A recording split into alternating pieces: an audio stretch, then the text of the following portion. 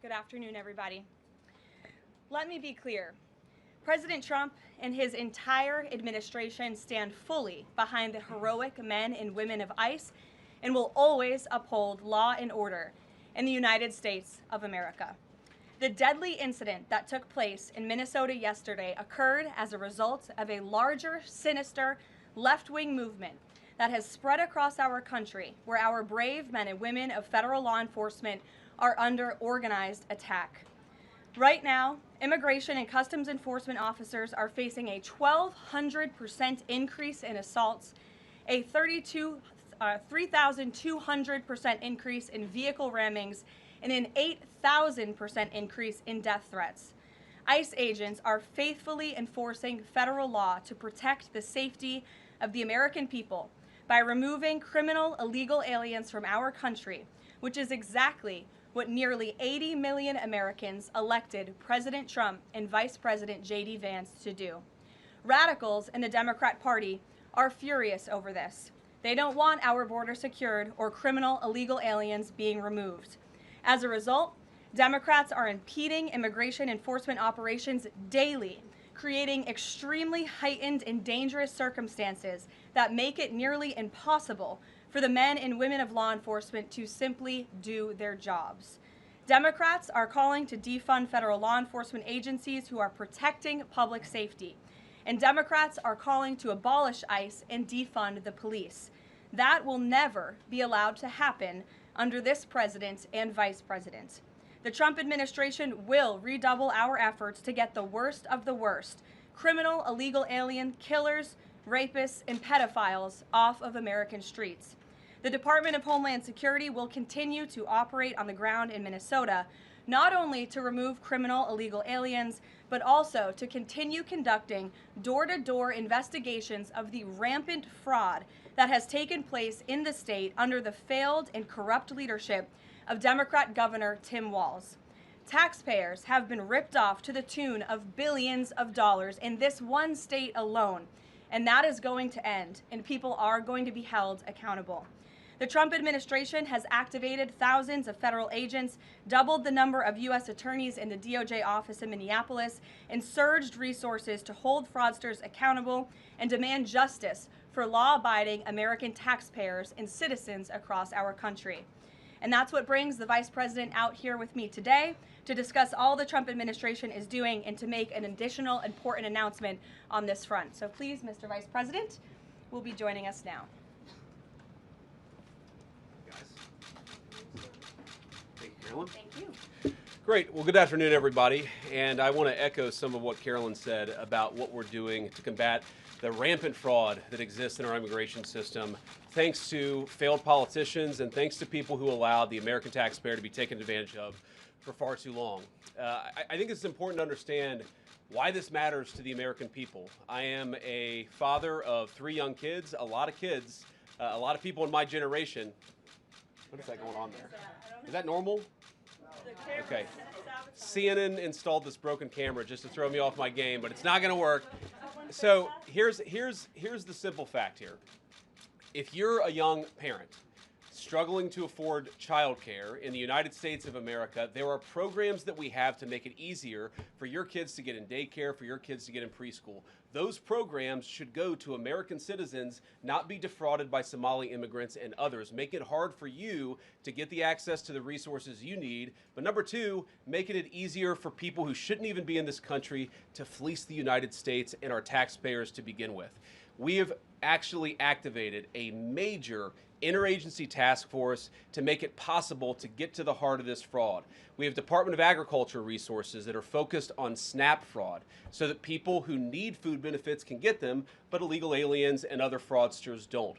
We have over 1,500 subpoenas that the Department of Justice has issued to get to the heart of the fraud ring. We've done almost 100 indictments, mostly Somali immigrants, but also a few others. And of course, we're looking in with broad investigatory authority to a number of the instances of wrongdoing that we've seen in Minneapolis, but we also want to expand this. We know that the fraud isn't just happening in Minneapolis, it's also happening in states like Ohio. It's happening in states like California. And so what we're doing in order to help coordinate this remarkable interagency effort from the Trump administration, but also to make sure that we prosecute the bad guys and do it as swiftly and efficiently as possible, is we are creating a new Assistant Attorney General position who will have nationwide jurisdiction over the issue of fraud. Now, of course, that person's efforts will start and focus primarily in Minnesota, but it is going to be a nationwide effort because, unfortunately, the American people have been defrauded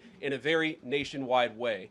I want to thank a couple of people for their cooperation, in particular Pam Bondi, our Attorney General, first of all, for getting a lot of resources to Minneapolis to start to investigate and prosecute this fraud, really at an industrial scale. We've never seen fraud like this in the history of our country. Pam has been doing a great job to get the resources there to uncover it, but importantly, creating a job like this often takes months, sometimes even longer. When we realized that we needed this Associate Attorney General position, Pam got this person up and running in about a week. We're going to make the nomination hopefully in the next few days. We'll obviously let you guys know who that is when we do it. I've talked to Senate Majority Leader John Thune, who has promised me swift confirmation for this official, but this is the person who is going to make sure that we stop defrauding the American people. And here's one final thing I'll say about this. I've heard a lot of people say that we need a special counsel to investigate fraud in the United States of America. I actually agree, and that's what this position does. It has all the benefits, all the resources, all the authority of a special counsel, but with two crucial differences. Number one, it will be run out of the White House under the supervision of me and the President of the United States. And number two, it's actually constitutionally legitimate. As you guys may know, the special counsel statute has some major constitutional questions. When we get the bad guys, we want to make sure we get them permanently and they don't have some legal technicality they can get out of, which is why we set it up as an Associate Attorney General. I'll take some questions, but I want to make just one final observation here. When I was actually walking out here, somebody sent me a photo of a CNN headline about what happened in Minneapolis. And this is the headline. I'm just going to read it. Outrage after ICE officer kills U.S. citizen in Minneapolis. Well, that's one way to put it, and that is the way that many people in the corporate media have put this attack over the last 24 hours. And I say attack very, very intentionally because this was an attack on federal law enforcement. This was an attack on law and order. This was an attack on the American people. The way that the media, by and large, has reported this story has been an absolute disgrace, and it puts our law enforcement officers at risk every single day. What that headline leaves out is the fact that that very ICE officer nearly had his life ended, dragged by a car 6 months ago, 33 stitches in his leg. So you think maybe he's a little bit sensitive about somebody ramming him with an automobile? What that headline leaves out is that that woman was there to interfere with a legitimate law enforcement operation in the United States of America. What that headline leaves out is that that woman is part of a broader left-wing network to attack, to dox, to assault, and to make it impossible for our ICE officers to do their job. If the media wants to tell the truth, they ought to tell the truth that a group of left-wing radicals have been working tirelessly, sometimes using domestic terror techniques to try to make it impossible for the President of the United States to do what the American people elected him to do, which is enforce our immigration laws. The President stands with ICE, I stand with ICE, we stand with all of our law enforcement officers.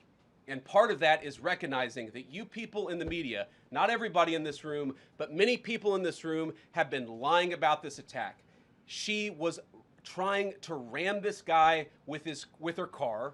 He shot back. He defended himself. He's already been seriously wounded in law enforcement operations before, and everybody who's been repeating the lie that this is some innocent woman who was out for a drive in Minneapolis when a law enforcement officer shot at her, you should be ashamed of yourselves. Every single one of you. Questions? Thank you, Mr. Vice President. I wanted to read a quote from Tim Walz earlier today. He said, "When things looked bleak, it was Minnesota's first that held the line for the nation on July 3rd, 1863, and I think we may be in that moment now."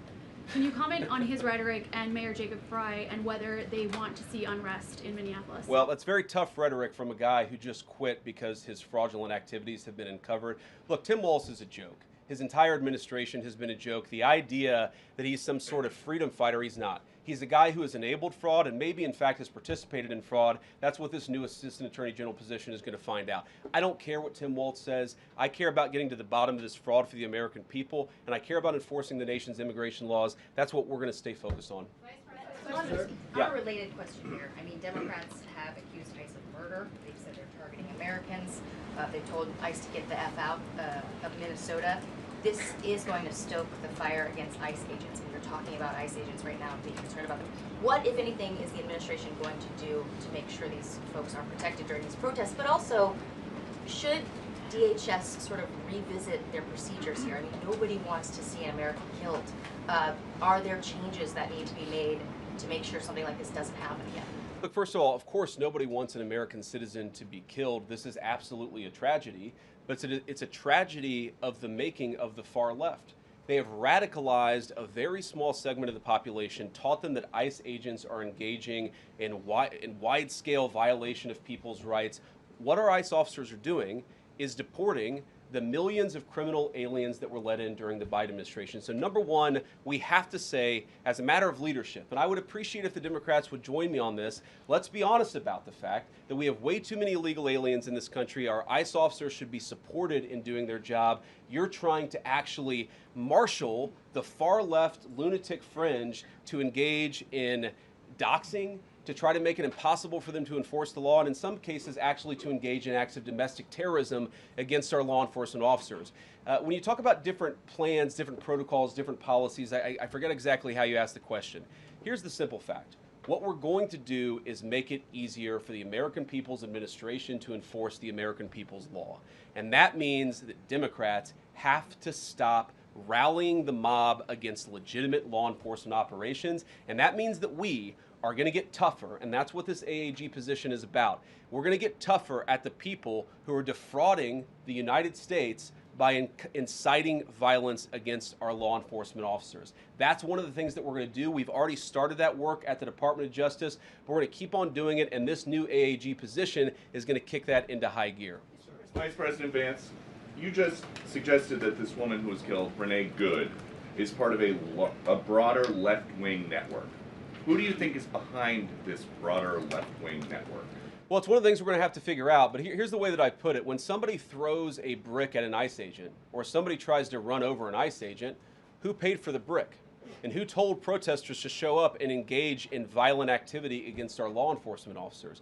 You see, just with this most recent terrible incident in Minneapolis, you see friends of this woman's or other people who are eyewitnesses saying basically that she was there to engage in obstruction of a legitimate law enforcement operation. How did she get there? How did she learn about this? There's an entire network, and frankly, some of the media are participating in it, that is trying to incite violence against our law enforcement officers. It's ridiculous, it's preposterous, and part of our investigatory work is getting to the bottom of it. Who's funding it? Who's supporting it? Who's cheerleading it? And of course, if there's illegal activity related to that, we're going to get to the bottom of that and prosecute it where we can. Vice President, thank you for taking questions today. Is there a risk with you describing her as a deranged leftist, talking about very specific facts of these events, when an investigation is just beginning? Are you preempting a thorough investigation by drawing such conclusions? And have you received any information beyond the videos we've seen publicly about this individual, her specific acts, that has informed your point of view? Well, first of all, the Department of Justice is going to investigate this. The Department of Homeland Security is already investigating this. But the simple fact is, what you see is what you get in this case. You have a woman who is trying to obstruct a legitimate law enforcement operation. Nobody debates that. You have a woman who aimed her car at a law enforcement officer and pressed on the accelerator. Nobody debates that. I can believe that her death is a tragedy, while also recognizing that it's a tragedy of her own making and a tragedy of the far left, who has marshaled an entire movement, a lunatic fringe, against our law enforcement officers. I think what is clearly happening here, and it's going to keep on happening unless the Democrats wake up and say, you know what, you don't have to agree with our immigration policies. You don't have to agree with what the president or the vice president believe about immigration enforcement, but why don't you take this to the ballot box? Why don't you vote? Why don't you organize? Instead, what some of them are doing What some of them are doing is encouraging people to get violent with our law enforcement officials. It's disgraceful and it's got to stop. Yeah. Just to follow up on that question, and again, thank you for taking questions, Mr. Vice President. There's clearly a lot of emotion in Minnesota, across the country, over this incident. You're calling Renee Good a deranged leftist. There's been heated rhetoric that we've also heard from officials. What responsibility do you and the president have to diffuse some of the tension that we are seeing play out in Minnesota, bring down the temperature as this investigation is unfolding? What we have a responsibility to do is to protect the people who are enforcing the law and protect the country writ large. Whether you're Democrat or Republican, you deserve to have the people's laws enforced in the United States of America. Now, again, I'm not happy that this woman lost her life. I'm not happy that this woman was there at a protest violating the law by interfering with a law enforcement action. I think that we can all recognize that the best way to turn down the temperature is to tell people to take their concerns about immigration policy to the ballot box. Stop assaulting and stop inciting violence against our law enforcement officers. That's the best way to take down the temperature. And we're not going to give in to terrorism on this. And that's exactly what's happening.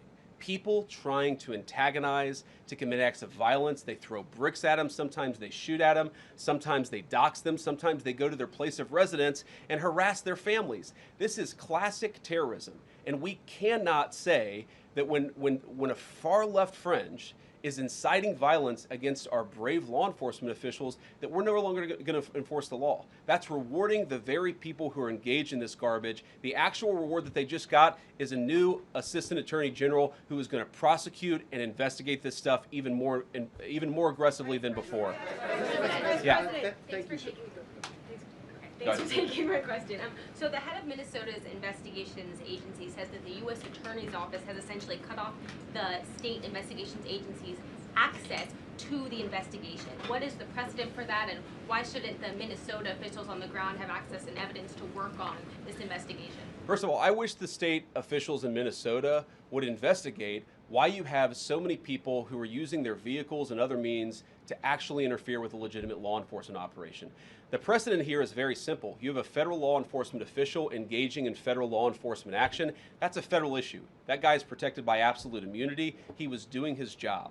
The idea that Tim Walz and a bunch of radicals in Minneapolis are going to go after and make this guy's life miserable because he was doing the job that he was asked to do is preposterous. The unprecedented thing is the idea that a local official can actually prosecute a federal official with absolute immunity. I've never seen anything like that. It would get tossed out by a judge. So what I'd like Minnesota to focus on is the real issue, that they're encouraging people. Minneapolis officials are encouraging people to commit violence against ICE officials. It's ridiculous. It's got to stop.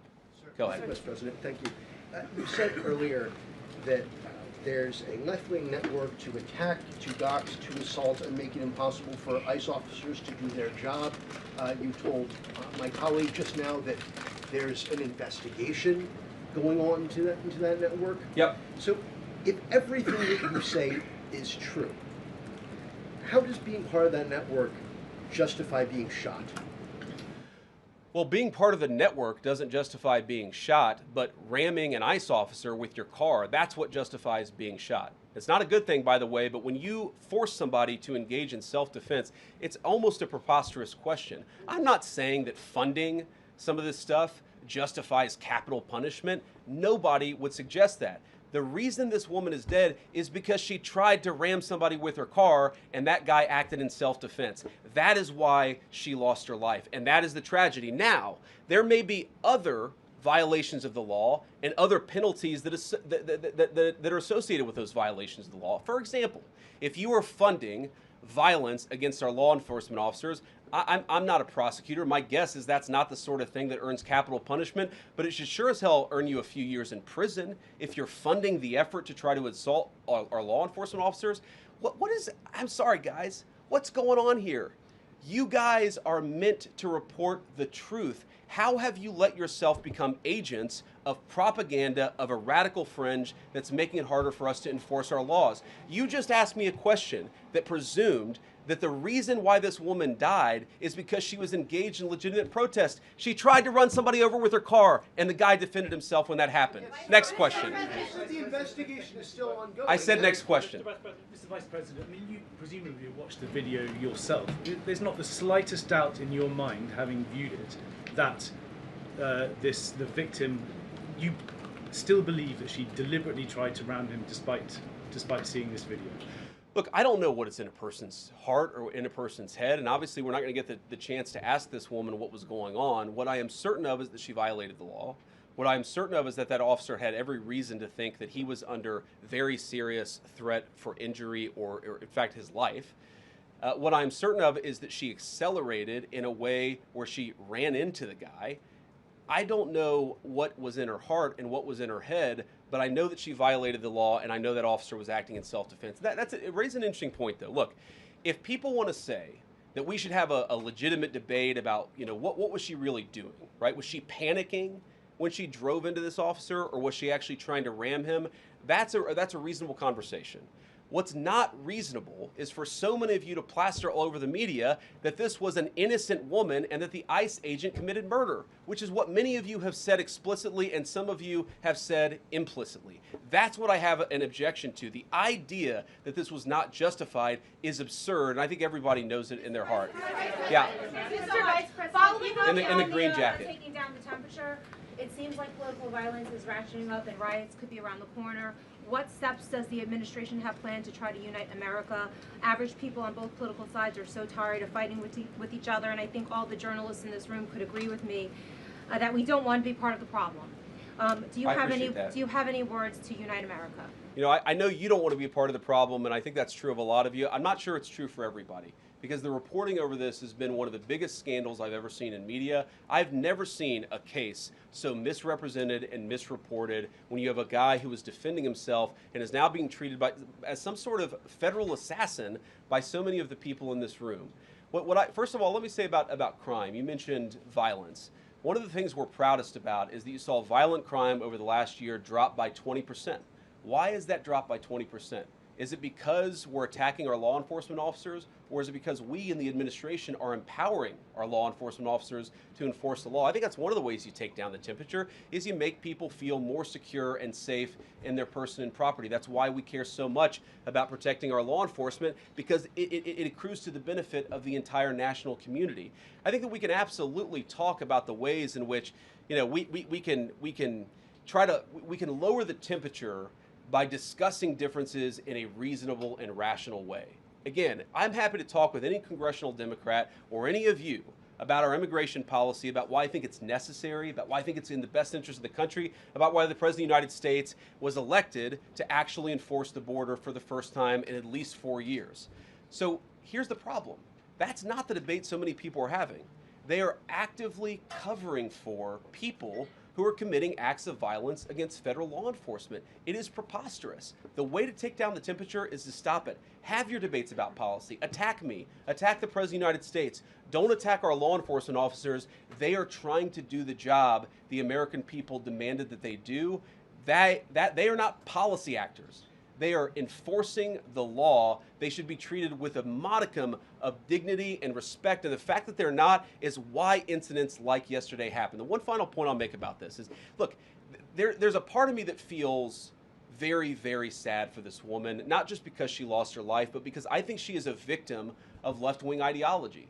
What young mother shows up and decides they're going to throw their car in front of ICE officers who are enforcing legitimate law? You've got to be a little brainwashed to get to that point to where you're willing, not just to protest, that's fine, not peacefully protest, but throw your vehicle in front of legitimate law enforcement officers and drive your car into them. To get to that point, you have to be, I think, radicalized in a very, very sad way. I certainly wish that she hadn't got there. I know there's an ICE officer right now who very much wishes he was not put in the position where he had to fire a gun to defend his own life. Yeah. Thank you, Mr. Vice President. What's your message, following up on that, what's your message to the leaders in Minnesota, the governor of Minnesota, the mayor of Minneapolis, to calm down the situation on the ground, on the streets? What's your message also to those protesters who saw that video in a completely different way than you saw that video? Well, first of all, I think if you watch every angle of that video, there is one angle where if you squint, you can maybe tell yourself that it's not clear what happened. But when you look at all angles of that video, it is very clear that her vehicle went right for the guy. She actually collided with him. And then that's, of course, when he fired his shots. That's obvious, okay? So what I'd say to the protesters is, by all means, protest peacefully, but make this about ideas. Make this about disagreement with our policy. Don't use your protest as a justification or an encouragement for people to go and incite violence and participate in violence against our law enforcement officials. To the people on the ground in Minneapolis, meaning the local officials in Minneapolis, from Tim Walz on down, I'd say, look, why can't you just disagree with a given piece of immigration policy without turning law enforcement into the enemy? And think about, for example, a criminal law where a police officer goes and arrests somebody because they violated a criminal law. If you're mad about that, go and protest the politician who passed that law. Don't attack the police officer who's just doing their job. We had a wide open border under Joe Biden. I happen to think it's a good thing the President of the United States has closed it down. If you think that's a bad idea, criticize this administration for a policy decision. Don't attack our people for enforcing the law, because I guarantee you go to ICE, there are black people and white people, there are Democrats and Republicans, they are patriotic Americans who are trying to enforce the law. Attack me, lay off of our ICE agents. Yeah, in the blue, all the way, yeah. Yeah, thank you, Mr. Vice President.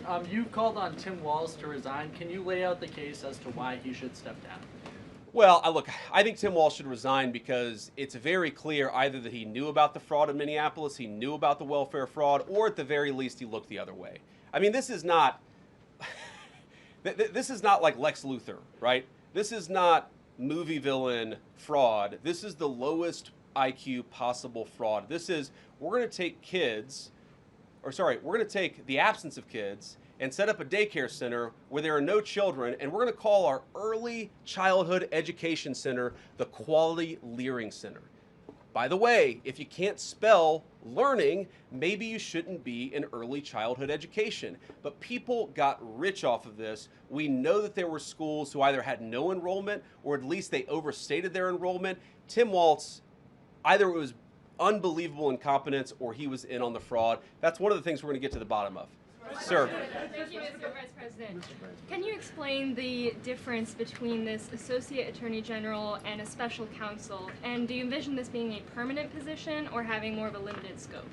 Well, it's going to be permanent until we get to the bottom of what's going on, so I think it's going to last for at least the remainder of the administration. What's different about it from a special counsel is, if you remember, the Jack Smith case where the special counsel was found unconstitutional, one of the big issues there is that that person was not an appointed person, completely aside from all the other issues that the person was a lunatic and that the case had no merit. There was a fundamental constitutional issue, which is that he had not been appointed by the president and he had not been confirmed by the United States Senate. An assistant attorney general, what that's going to allow us to do is appoint this person, have them confirmed by the Senate. That's one difference. The more substantive difference is that this person is going to be part of a very broad interagency White House that's being led from the President of the United States on down. And that's going to give him the resources, the access to material and information to make this person more effective. I think a lot of people have asked, how are you really going to get to the heart of the fraud? We've been asking ourselves that question for the past couple of months, and we think this is the critical piece at the Department of Justice to really ramp this fraud investigation into high gear.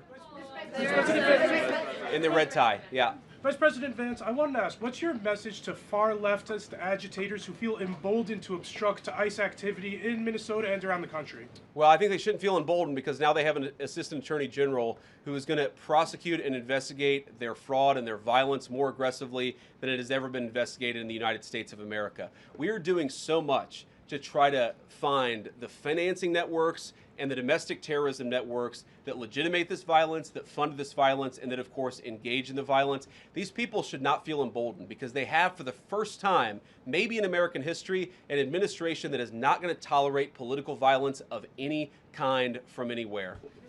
Yeah. We made clear today that the entire weight of the federal government is behind these ICE agents and this ICE agent in particular, there is still a federal investigation happening on the ground. Does that mean that they are not looking into this ICE agent at all? They are just focused on the woman who was in the car? What is the investigation if the federal government has already determined that its weight is behind this ICE investigation? So what do you mean, when you say investigation, do you mean investigation of the shooting yesterday or of the fraud that's happening in Minneapolis? Yesterday. Okay, look, DHS, as I understand it, has an investigation already ongoing. I know that other organs of our government are looking at this. So yes, there's certainly an investigation that's happening right now. But as part of the broader fraud investigation, a lot of what we're doing with the Department of Justice has already started. We've got over 1,500 subpoenas. We've got people this morning, actually. We're going door to door to actually knock on some of these fraudulent care centers, these fraudulent social services organizations to get to the bottom of what's going on there. So the investigation in some ways has already been ramping up into the anti-fraud element for at least a few weeks. What we're trying to do is supercharge it and make sure there's a designated person within the Department of Justice who completely controls that particular focus. Yeah. Just to follow up on that, Mr. Vice President, on the agent, is he still on duty or has he been placed on leave, on administrative leave? And what really was the target of the operation on Wednesday? Of the ICE operation on Wednesday? Well, first of all, it was a legitimate law enforcement operation. We were going door to door to try to find criminal illegal aliens and deport them from the United States of America, because if you come to our country illegally in violation of our immigration laws, then we have the mandate, and in fact, we have the legal duty to enforce those immigration laws. Whether he's been placed on administrative leave, I don't know the answer to that question. I'd refer it to the Department of Homeland Security, and they can follow up. I will say, look, I would appreciate everybody saying a prayer for that agent. Look, in the past 6 months, he has been hit twice by a motor vehicle. One time, the first time, it led to over 30 stitches and very serious injuries to his legs. This is a guy who's actually done a very, very important job for the United States of America. He's been assaulted, he's been attacked, he's been injured because of it. He deserves a debt of gratitude, and I think the media prejudging and talking about this guy as if he's a murderer is one of the most disgraceful things I've ever seen from the American media. Yeah. Vice President, what is your specific role in the future of Venezuela? And I'm wondering, could you confirm reports that the Director of National Intelligence, Tulsi Gabbard, was kept out of the planning for the operations because of her past concerns about military involvement in Venezuela? So I've heard a couple of things. One, that I was kept out of the planning for the Venezuela operation, that's false. And another, that Tulsi was kept out of the planning for Venezuela operations, that's completely false. Look, we're all part of the same team. And one of the things that is really amazing about that operation is that we kept it very tight to the senior cabinet level officials and related officials in our government, and we kept this operation secret for a very long time. I'm very proud of that. I think it suggests that the team works very well together. Well, looking ahead, what is my role? Look, my role is going to be whatever the president asks me to do. Well, every single, or I should say every other day, I'm chairing the meeting that we do on this among White House principals to talk about next steps to try to ensure that Venezuela is stable, and as the president has directed us to do, to ensure that the new Venezuelan government actually listens to the United States and does what the United States needs it to do under our country's best interest. So I'm going to be as involved as the president wants me to be. So far, that's been very involved, and I'll keep on doing that so long as the president asks me to do it. In the purple. Yes. Even Mr. beyond Vice- the who- war wait, powers Sorry, resolution. we'll go purple, and then we'll go Thank pink or whatever that is in front. Royal purple. And then beige. All right. Okay. Are there any indications, you talked about the network, are there any indications that the lady who was shot, I know there are different reports from there, her wife said they were new to the area. Are there any indications she may have been a paid agitator, and maybe that there are others that were brought to the area, considering everything that's going on in Minneapolis? I wouldn't say that she was paid. I don't have the evidence to say that one way or the other. What I do know is that she was violating the law. And if you just look at the eyewitness accounts, they were saying she was there to prevent the enforcement of the law. She was trying to obstruct a legitimate law enforcement operation. That much is obviously clear. The rest of it, of course, is part of the reason why we investigate this stuff. Yeah. Mr. Vice President, even beyond the war powers resolution today, Congress has bucked President Trump on issues like tariffs. Are you concerned that President Trump is losing his grip on Republicans in the Congress, and what are you going to do about it? No, I'm not concerned at all. First of all, we talked to some of the senators who were going to vote the wrong way, in my view, on this resolution today. Much of their argument was based more on a legal technicality than any disagreement in policy. If you look at the people who actually voted, every single one of them have supported the administration's plan. Second of all, as the president, I believe himself, has already said, every president, Democrat or Republican, believes the War Powers Act is fundamentally a fake and unconstitutional law. It's not going to change anything about how we conduct foreign policy over the next couple of weeks, the next couple of months, and that'll continue to be how we approach things. Go ahead. President. So we are seeing, regarding Iran, we are seeing the protests in Iran these days. The cities are begging for help from the U.S. and Israel, naming streets in the city after President Trump. It seems there is an opportunity here that may not come again. Will the United States stand by the citizens of Iran? And if Israel decides to strike again the nuclear sites in Iran, is the U.S. expected to take part? Well, look, we certainly stand by anybody who's engaged in peaceful protest, anybody who's trying to exert their rights for free association and to have their voices heard.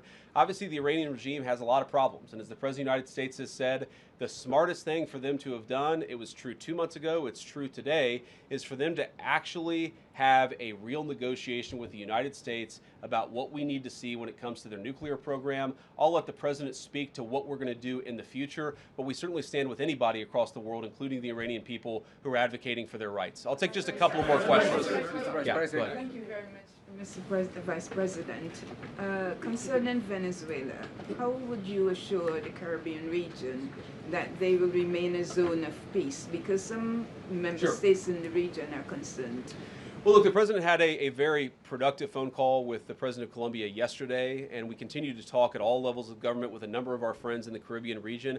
I actually think this is really good for peace in the Caribbean, because when you take away a major source of illegal cartel revenue, which is the cocaine trade, the fentanyl trade, other sources of illicit revenue, you actually remove the power of one of the main destabilizing forces in Latin America and in the Caribbean.